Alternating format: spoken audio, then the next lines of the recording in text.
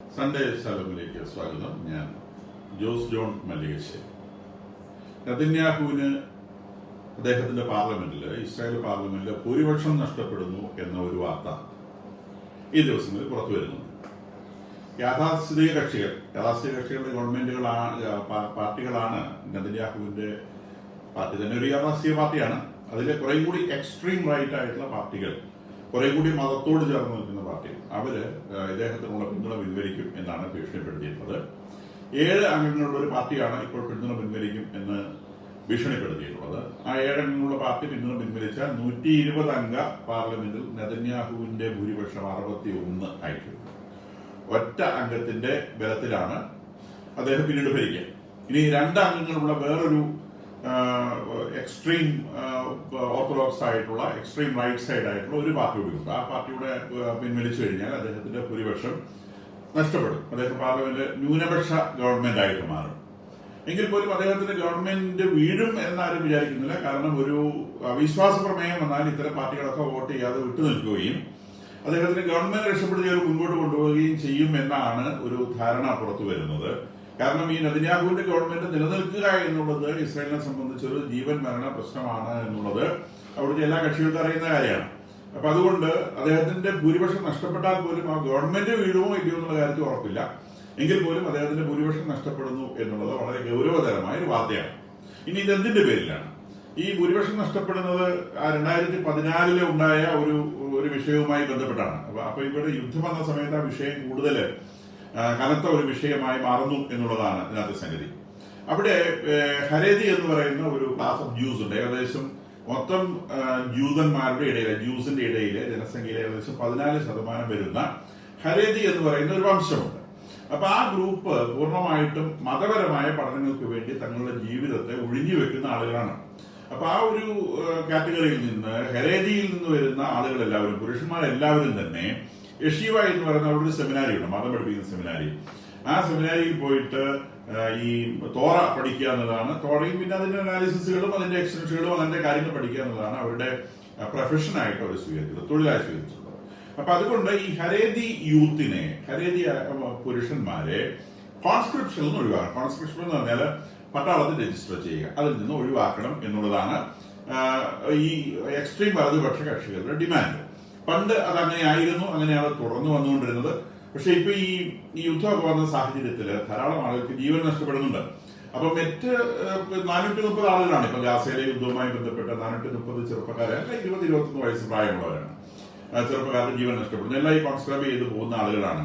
അവർക്കാണ് ഇത് കിട്ടുന്നത്. അപ്പൊ ഇവരെ സംബന്ധിച്ച് ഇവരുടെ നാട്ടില്, ഇസ്രായേലില് എല്ലാ ജൂയിഷ് ചെറുപ്പക്കാരും ആണായാലും ശരി പെണ്ണായാലും ശരി 4 വർഷം പട്ടാളത്തിൽ സേവനം ചെയ്തിരിക്കണം. അതിനെ കോൺസ്ക്രിപ്ഷൻ എന്ന് പറയും. അപ്പൊ ഒരു 18 വയസ്സാകുമ്പോഴേ പട്ടാളത്തിൽ രജിസ്റ്റർ ചെയ്യണം. അവർക്ക് കിട്ടുന്ന അവസരത്തിൽ അവർ പട്ടാളത്തിൽ പോയിട്ട് സേവനം ചെയ്യണം. അങ്ങനെ 4 വർഷത്തെ എക്സ്ട്രീം ട്രെയിനിങ്ങോടുകൂടി ഒരു പട്ടാളക്കാരനാണ് പുറത്തു വരുന്നത്. അതിന്റെ അർത്ഥം എന്റെ ഒരു ജൂയിഷ് കമ്മ്യൂണിറ്റി, ആണായാലും പെണ്ണായാലും ശരി, എന്റെ ജൂയിഷ് കമ്മ്യൂണിറ്റി പട്ടാളമായിരിക്കണം. ആ രാജ്യത്തെ മുഴുവൻ മനുഷ്യരും പട്ടാളക്കാരായിരിക്കണം എന്നുള്ളതാണ് അവിടുത്തെ നിയമം. ഇതിൽ മറ്റ് ചില വിഭാഗങ്ങൾക്ക് ഇക്കാര്യത്തിൽ ഇളവുണ്ട്. ഇസ്രായേലിൽ തന്നെ മുസ്ലിങ്ങളും ക്രിസ്ത്യാനികളും ഒക്കെ ജീവിക്കുന്നുണ്ട്. അവർക്ക് ഇക്കാര്യത്തിൽ നിർബന്ധമില്ല. അവർക്ക് വേണമെങ്കിൽ കോൺസ്ക്രൈബ് ചെയ്താൽ മതി. സാധാരണഗതിയിൽ ക്രിസ്ത്യൻ യുവാക്കൾ ഏതാണ്ട് മുഴുവനും തന്നെ കോൺസ്ക്രൈബ് ചെയ്യാറുണ്ട്. ഇനി ഡ്രൂസുകളുണ്ട്. ഡ്രൂസുകളുടെ കാര്യത്തിൽ പെൺകുട്ടികളെ രജിസ്റ്റർ ചെയ്യേണ്ടതില്ല, ആൺകുട്ടികളെ നിർബന്ധമായും കോൺസ്ക്രൈബ് ചെയ്തിരിക്കണം. പെൺകുട്ടികൾക്ക് വേണമെങ്കിൽ കോൺസ്ക്രൈബ് ചെയ്യാം. ഡ്രൂസിന്റെ വിഭാഗത്തിൽ സാധാരണ ധാരാളം ആളുകൾ ഈ നിർബന്ധമില്ലാത്ത പെൺകുട്ടികളടക്കമുള്ള ആളുകളെ കോൺസ്ക്രൈബ് ചെയ്യാറുണ്ട്. അപ്പൊ ഈ ഒരു കൾച്ചർ നിലനിൽക്കുമ്പോൾ ഈ ഹരേതി എന്ന് പറയുന്ന ഒരു വിഭാഗത്തിൽപ്പെട്ട ജ്യൂസ് മാത്രം ഇതിൽ നിന്ന് പൂർണ്ണമായും മാറി നിൽക്കുന്നതിനെതിരെ നേരത്തെ മുതലേ പ്രതിഷേധമുണ്ട്. കാരണം ഇത് പട്ടാളത്തിലെ സേവനം എന്ന് പറയുന്നത് രാജ്യസേവനമാണ്. പക്ഷെ ചിലപ്പോൾ ജീവൻ നഷ്ടപ്പെടാൻ സാധ്യതയുള്ളതാണ്. മറ്റുള്ളവരുടെ ജീവന്റെ ചെലവിൽ ഒരു കൂട്ടർ മാത്രം ജീവിക്കുന്നു എന്നുള്ള ഒരു ആർഗ്യുമെന്റ് ആണ് കോൺസ്ക്രിപ്ഷൻ നിർബന്ധമായിട്ടുള്ള വിഭാഗങ്ങൾ ഈ ഹരേതി വിഭാഗത്തിന് നേരെ ഉയർത്തുന്നത്. അപ്പൊ ഈ ഹരേതി വിഭാഗത്തെ സംരക്ഷിക്കുക എന്നുള്ളത് എപ്പോഴും മതവുമായി ബന്ധപ്പെട്ട് നിൽക്കുന്ന, പ്രത്യേകിച്ച് ഇസ്രായേൽ ഒരു മതരാജ്യമാണ്, മതവുമായി ബന്ധപ്പെട്ട് നിൽക്കുന്ന ആളുകൾക്ക് താല്പര്യമുള്ള സ്ഥലം. ഞാൻ മതരാജ്യം എന്ന് പറഞ്ഞത് കൊണ്ട് നിങ്ങൾ മുസ്ലിം രാജ്യം പോലെയാണ് ഇസ്രായേൽ രാജ്യം എന്ന് വിചാരിച്ചു കളയരുത്.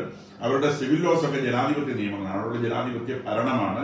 പക്ഷെ ജ്യൂസിന്റെ രാജ്യമാണ്. It is known as A Jewish country, Jewish nation എന്നാണ് അവരവരുടെ രാജ്യത്തെ വിശേഷിപ്പിക്കുന്നത്. അതിന്റെ അർത്ഥം അവിടെ വേറെ ആർക്കും ജീവിച്ചു കൂടുന്നോ, അവിടെ വേറെ ആർക്കും അവരുടെ മതപരമായ ആചാരം കൊണ്ടുനടക്കാൻ പാടുന്നു, അങ്ങനത്തെ ഒരു യാതൊരു അർത്ഥവുമില്ല. നിങ്ങൾ ഇന്ത്യയിലൊക്കെ ജീവിക്കുന്നത് പോലെ 100% ഫ്രീഡത്തോടെ ഏത് മതവും ആചരിച്ച് ഏത് രാഷ്ട്രീയവും ആചരിച്ച് ജീവിക്കാൻ സ്വാതന്ത്ര്യമുള്ള ഒരു സമ്പൂർണ്ണ ജനാധിപത്യ രാജ്യമാണത്.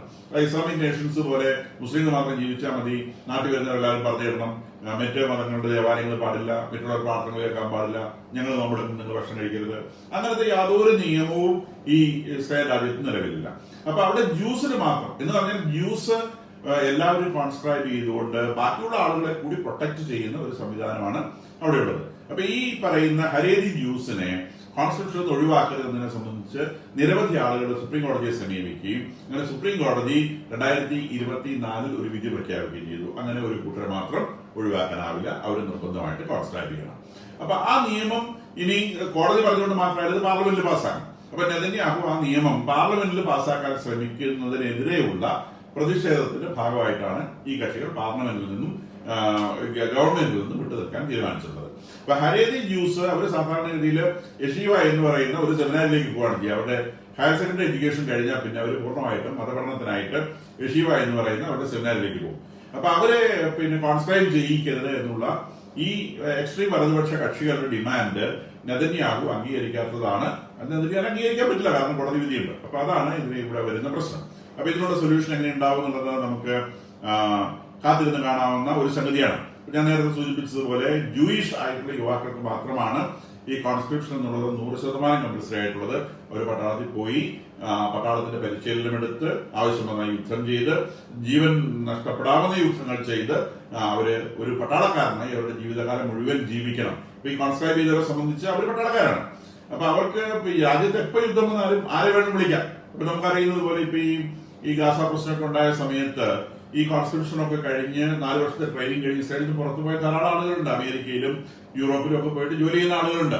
അപ്പൊ അവരൊക്കെ തിരിച്ച് ഞങ്ങൾ പട്ടാളത്തിൽ സേവനം ചെയ്യാം എന്ന് പറഞ്ഞുകൊണ്ട് ഓടി വരികയാണ് ചെയ്തത്. നിങ്ങൾക്ക് ആവശ്യം വരുന്ന സമയത്ത് ഞങ്ങളൊക്കെ യുദ്ധം ചെയ്യാൻ കൂടാം എന്ന് പറഞ്ഞുകൊണ്ട് ഓടി വരികയാണ്. ആ രാജ്യത്തിന്റെ ഒരു സംസ്കാരമാണ്. അപ്പം അതവിടെ നിൽക്കട്ടെ. അപ്പൊ ഇവര് നമ്മൾ വിചാരിക്കരുത് ഈ പറയുന്ന ഈ ഹരേരി ജ്യൂസ് എന്ന് പറഞ്ഞാൽ നമ്മുടെ പഴയ ലേവി ഗോത്രമാണ് എന്ന് ധരിക്കരുത്. അങ്ങനെ ലേവി ഗോത്രം എന്ന് പറഞ്ഞ് വേർതിരിച്ചെടുക്കാവുന്ന ആളുകൾ ഇന്ന് ഇസ്രായേൽ ഇല്ല എന്നുള്ളതാണ് വസ്തുത. കാരണം 10 ലോസ്റ്റ് ട്രൈബ്സ് എന്ന് പറഞ്ഞൊരു സംഗതിയുണ്ട്. ആദ്യത്തെ പിന്നെ അസീറിയ ഇൻവൈഡ് ചെയ്ത സമയത്ത് വടക്കൻ ഇസ്രായേലിലാണ് അസീറിയ ഇൻവൈഡ് ചെയ്തത്. ആ വടക്കൻ ഇസ്രായേലിൽ വസിച്ചിരുന്ന 10 ഗോത്രങ്ങളും അസീറിയ അന്ന് പിടികൂടുകയും അന്ന് അവരുമായി സഹകരിച്ച് ജീവിച്ചതിന്റെ അടിസ്ഥാനത്തിൽ ഈ 10 ഗോത്രങ്ങൾക്ക് അവരുടെ ബ്ലഡ് പ്യൂരിറ്റി നഷ്ടപ്പെടുകയും ചെയ്തു.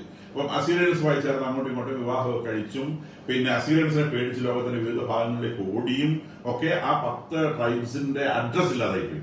അതിനാണ് 10 ലോസ്റ്റ് ട്രൈബ്സ് ഓഫ് ഇസ്രായേൽ എന്ന് പറയുന്നത്. ഇവിടെ ബെഞ്ചമിൻ ഗോത്രവും യൂദ ഗോത്രവും മാത്രമാണ് യൂദയ എന്ന് പറഞ്ഞ പ്രദേശത്ത് താമസിച്ചിരുന്നത്. അത് BC 586 ബാബിലോണിയ അവരെ കീഴടക്കുന്നതും അവരെ പ്രവാസത്തിൽ കൊണ്ടുപോകുന്നതും. അവരെ പ്രവാസത്തിൽ കൊണ്ടുപോയെങ്കിലും അവരവരുടെ ബ്ലഡ് പ്യൂരിറ്റി നഷ്ടപ്പെടുത്താൻ തയ്യാറാവാതിരുന്നത് കൊണ്ട് ആ ട്രൈബുകൾ മാത്രം ഇപ്പോഴും നിലനിൽക്കുന്നത്. മറ്റു ട്രൈബ്സ് പോയി. അപ്പൊ ലേവി ഗോത്രം അതിൽ പോയതാണ്. അപ്പൊ അതുകൊണ്ട് ഇത് ലേവി ഗോത്രത്തിന്റെ പിന്തുടർച്ചക്കാരൊന്നുമില്ല. ഇത് എക്സ്ട്രീം ഓർത്തഡോക്സ് ആയിട്ടുള്ള ജ്യൂസ് ആണ്. അവർ കുറെ എത്രയോ വർഷങ്ങളായി, നൂറ്റാണ്ടുകളായി, ഒരുപക്ഷെ സഹസ്രാബ്ദങ്ങളായി മതം മാത്രം ഇങ്ങനെ കൊണ്ടുവന്ന് ജീവിക്കുന്ന ആളുകളാണ്. മതത്തിന്റെ പ്യൂരിറ്റിയും മതത്തിന്റെ ആചാരങ്ങളും മതത്തിന്റെ പഠനങ്ങളും എല്ലാം അത് മാത്രം. ഒരുപക്ഷെ ഇത് ലേവി ഗോത്രത്തിൽ വന്ന ആളുകൾ തന്നെ ആയിരിക്കാം. പക്ഷെ അവർക്ക് അത് പ്രൂവ് ചെയ്യാനുള്ള ഗോത്രത്തിന്റെ ആ സ്ട്രിങ് അങ്ങോട്ട് വലിച്ചുണ്ടാക്കാൻ സാധിക്കുന്നില്ല. നേരെ മറിച്ച് ഇസ്രായേലിന്റെ നിയമം അനുസരിച്ച് നമുക്കറിയാം, പഴയ നിയമം അനുസരിച്ച് മോശയുടെ സഹോദരനായിട്ടുള്ള അഹറോന്റെ ആൺ സന്തതികൾ മാത്രമാണ് പ്രധാന പുരോഹിതരാവാൻ പറ്റുള്ളൂ. അപ്പം അഹറോന്റെ മകൻ കഴിഞ്ഞാൽ മകന്റെ മകൻ, അവൻ കഴിഞ്ഞാൽ അവന്റെ മകൻ, അവർ മാത്രമാണ് പ്രധാന പുരോഹിതൻ എന്നുള്ള സ്ഥാനം. കാരണം ഇസ്രായേലിന് ലോകത്തിൽ ആകെ ഒരു ദേവാലയമുള്ളൂ, ജെറുസലേം ദേവാലയം മാത്രമേ ഉള്ളൂ. ആ ജെറുസലേം ദേവാലയം രണ്ടാമത്തെ ദേവാലയം റോമാക്കാർ നശിപ്പിച്ചു കളഞ്ഞു AD 70. അതിനുശേഷം ആ ദേവാലയം പുനർനിർമ്മിക്കാൻ കഴിഞ്ഞിട്ടില്ല. അത് പുനർനിർമ്മിക്കുമോ ഇല്ലയോ എന്നൊക്കെയുള്ളത് വലിയ വലിയ വിഷയങ്ങളാണ്. ഇപ്പൊ അത് ചർച്ചയിൽ വന്നുകൊണ്ടിരിക്കുന്ന വലിയ വിഷയമാണ്. ആ സ്ഥലത്തൊരു മുസ്ലിം പള്ളിയുണ്ട്. അപ്പം ആ പള്ളിനെ അൽ അസ്കർ ദേവാലയം എന്ന് അവർ വിളിക്കുന്ന പള്ളിയുണ്ട്. ഈ പറയുന്ന ഗാസായിൽ നടക്കുന്ന വിഷയത്തിനും എൻറ്റയർ മിഡിൽ ഈസ്റ്റിലെ ഇസ്രായേലുമായി ബന്ധപ്പെട്ട് നടന്ന എല്ലാ വിഷയങ്ങൾക്കും ഈ അൽ അസ്കർ മോസ്കിന് വലിയൊരു റോളുണ്ട്.